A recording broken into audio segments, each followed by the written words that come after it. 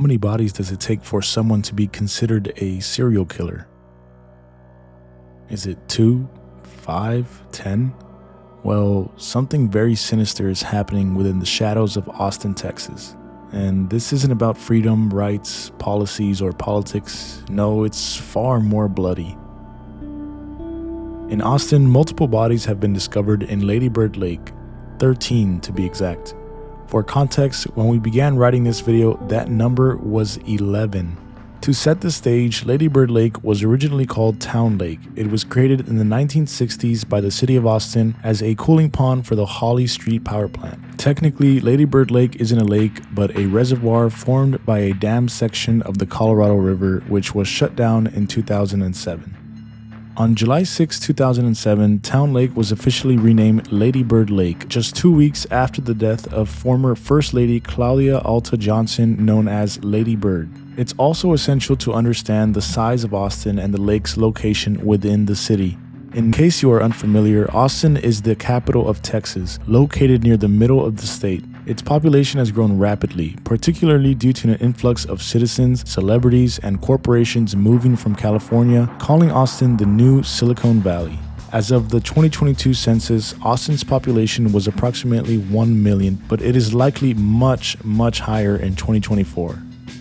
While Austin isn't as large as neighboring cities like San Antonio and Houston, it is one of the densest, which historically is the type of city most prone to crime.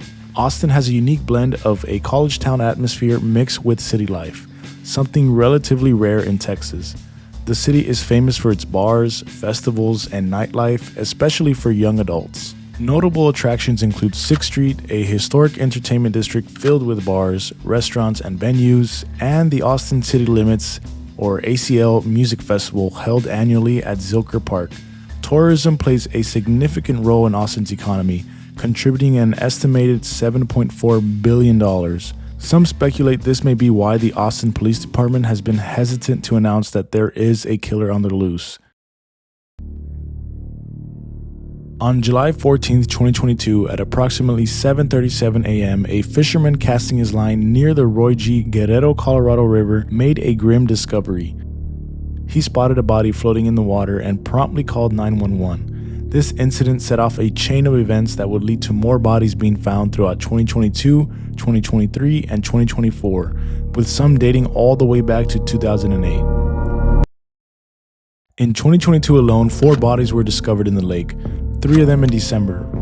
Ricky Parks, Christopher Gutierrez, Josue Moreno, and Kyle Thornton. Ricky Parks was ruled as having no foul play, with no links to his death established. Christopher Gutierrez was also ruled as no foul play. Coincidentally, he was found alive by a fisherman but later died at a nearby hospital. This trend of ruling cases as no foul play has only heightened public concern. For example, Mitchell, the brother of one of the victims, expressed his belief that his brother looked drugged in surveillance footage taken the night of his disappearance. To add on to that, the bar they visited had accidentally deleted the footage from that night, which is insanely odd and suspicious.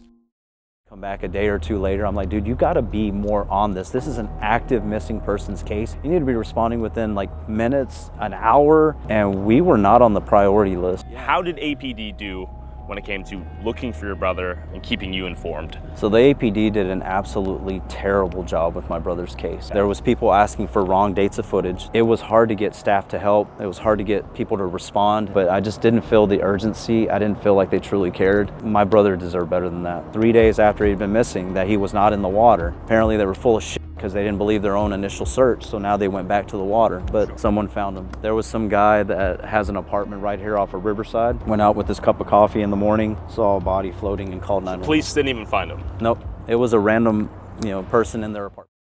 In total, 10 bodies have been ruled as no foul play. All these bodies were found in close proximity around Lady Bird Lake. While the Austin Police Department insists that there isn't a serial killer at large, many locals disagree.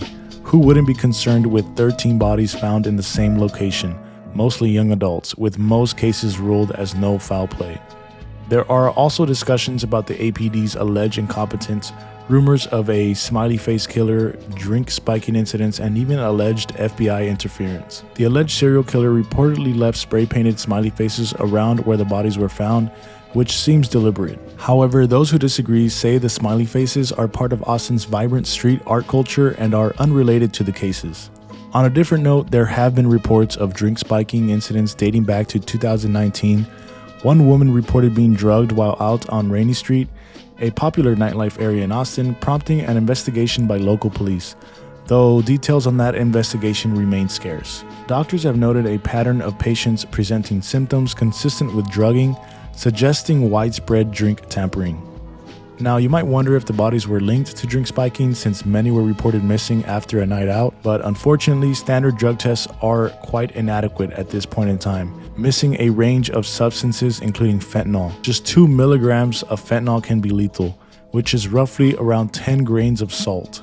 It is deeply concerning and frankly alarming that, despite the discovery of 20 bodies since 2008, 13 of which have emerged in just the last 3 to 4 years, the lack of urgency from the Austin City Police Department in addressing this escalating crisis raises serious questions about their commitment to public safety and the well-being of the community. With so many lives lost in such a short span of time, the need for proactive measures to protect the people of Austin is not just necessary, it is urgent. The continued silence and inaction only add to the anxiety and fear felt by most Austin residents who are left wondering what it will take for their concerns to be taken seriously. Now, just a brief disclaimer, I am not claiming any of these conspiracies to be true. I just want to state them here for you all so you can hear them out and contemplate for yourself about who or what the Austin Lady Bird Lake Killer / Rainey Street Ripper might be. So there has been talks on Reddit and YouTube where people believe the killer or killers are actually police officers currently working for the Austin Police Department. This could be justified as pretty much all the cases are ruled as accidents and with no foul play and are all closed cases within weeks. It is also weird how there are absolutely no leads, at least to public knowledge. It is also suspicious how evidence seems to constantly disappear or not function, like in the camera situation with Gutierrez. Also, there was a Reddit thread in an Austin Reddit community that stated how apparently there was a situation where the FBI and APD were closing in on the killer, ironically at a bar on Rainey Street, and as they were in the bar with the killer noticed them and upon realizing it was the end, pulled out a gun and shot himself. After that, the agents and police quickly cleaned up the scene and never announced it publicly, as they don't want the public to know that it was one of their own officers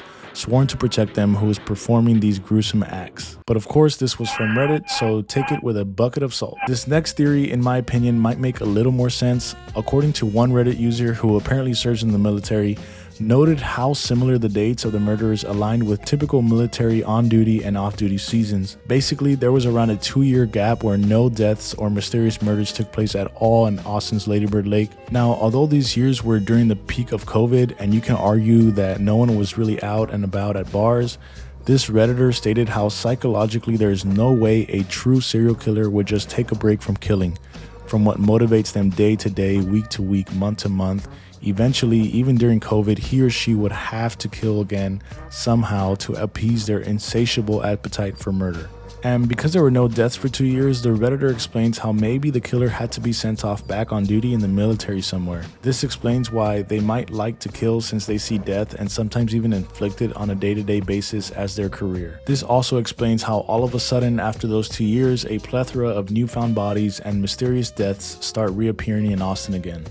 So I'm not too informed on the Smiley Face Killer or killers. If I can remember correctly, I think the Smiley Face Killer is actually like a group of killers located across the United States, acting almost like a killer cult or religion. According to many Redditors and YouTubers, the Smiley Face Killers could be the ones committing all these murders. This would make sense since pulling off murders like these might need more than one person, especially since most of these deaths have been young adult men. This also makes sense since you'd probably need more than one person to spike the drinks, pick up the drunk, drugged out victim, kill them, and then toss them out into the lake, all while making sure there are no clues or evidence left behind and that the same face doesn't show up constantly on camera at each bar. Not only this, but there have been smiley faces coincidentally spotted at the crime scenes, and although many say it's just coincidence, is it really? Now, there is another conspiracy, and this one I'll just kind of briefly go over, but basically it's about a serial killer that has something against gay men. This being that most of the people that were killed, especially the men, were either gay or trans,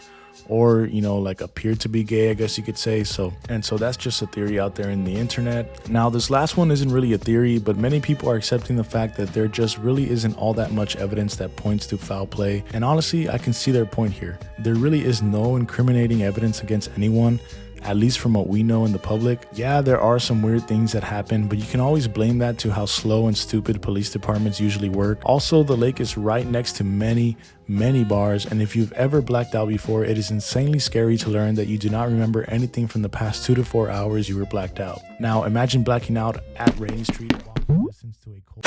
So it kind of makes sense to believe that maybe all these people were really just drunk out of their minds and accidentally fell into the river and drowned.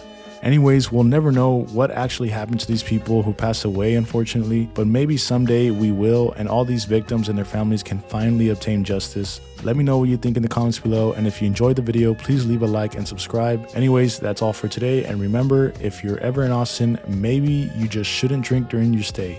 You never know who might be watching. Godspeed.